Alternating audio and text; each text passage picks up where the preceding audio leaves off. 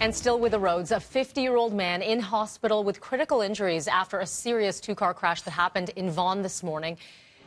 Happened around midnight at Dufferin, just north of Major Mackenzie Drive. The male victim rushed to a trauma center with life-threatening head injuries.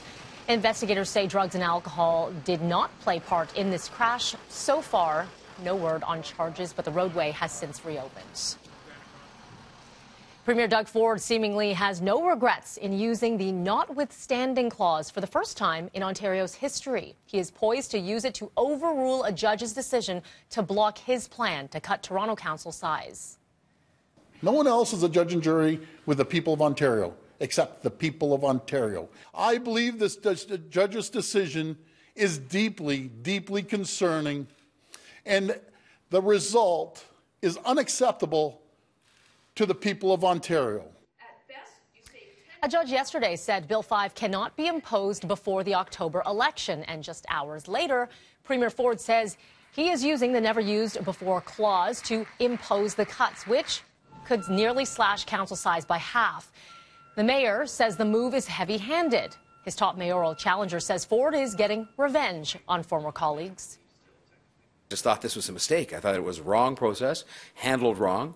I thought that it was something that was unnecessary within the context of a discussion that many people would like to see happen. But they want to see a discussion, not a fiat. Let's be clear here. Why is the Premier doing this, and he's only doing it to Toronto? This is about an old political grudge, and we shouldn't see our democracy compromised as a result of that. And we're going to be hearing from Jennifer Keesmaat a little bit later on in the show. Meanwhile, tomorrow, the Premier recalling MPPs to Queen's Park to vote once again on Bill 5 and to invoke use of the notwithstanding clause. The PCs will use their majority to make sure both votes pass easily. Well, Ford says he won't be shy about using this clause again, although he wouldn't say for what. His government is facing several other court challenges. Teachers, for example, they have launched legal action against the province for repealing the updated sex ed curriculum. To the courts now, two big cases. First, a teacher charged in the drowning death of Toronto student Jeremiah Perry. He will be appearing in court today. Nicholas Mills, a teacher at C.W. Jeffreys Collegiate, charged with criminal negligence causing death. It was July 2017. Mills coordinated a canoe trip to Algonquin Park.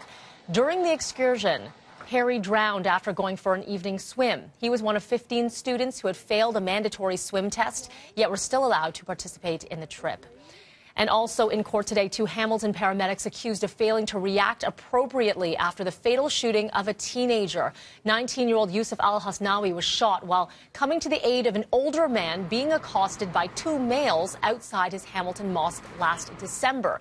Witnesses allege that the paramedics accused Al-Hasnawi of exaggerating about his injuries and waited too long to treat and transport him to hospital. Paramedics 29-year-old Chris Marchand and 53-year-old Steve Snively are charged with failure to provide the necessaries of life. The shooting suspects in the case are facing second-degree murder and accessory after the fact.